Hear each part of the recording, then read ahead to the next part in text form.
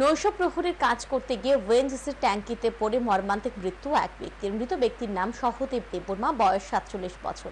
ঘটনা সিধাই থানার অন্তর্গত 10 ঘড়িয়া এলাকায়। মৃত ব্যক্তির ছোট ভাই জানান, সহদেব দেববর্মার ছেলে নৈশ প্রহরীর কাজ করত। বুধবার রাতে ছেলে বিয়ের অনুষ্ঠানে যাওয়ার ছেলের পরিবর্তে সহদেব দেববর্মা নৈশ প্রহরীর দায়িত্ব পালন করতে যান।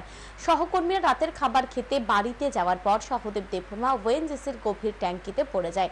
পরবর্তী সময় সহকর্মীরা ঘটনাস্থলে ফিরে এসে ঘটনা প্রত্যক্ষ করে সহদেব বর্মাকে উদ্ধার করে কাতলামারা প্রাথমিক হাসপাতালে নিয়ে যায়।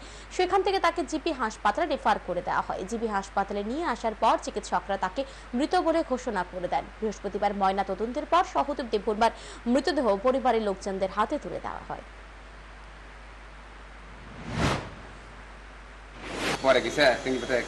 কোনখানে পড়ছে?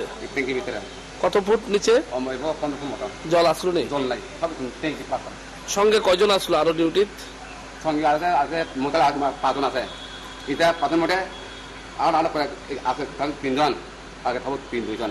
করে কোনখানে ট্যাঙ্কিটা? এটা বাড়ির সামনে। কোন জায়গায় এটা? 10 ঘড়িয়া।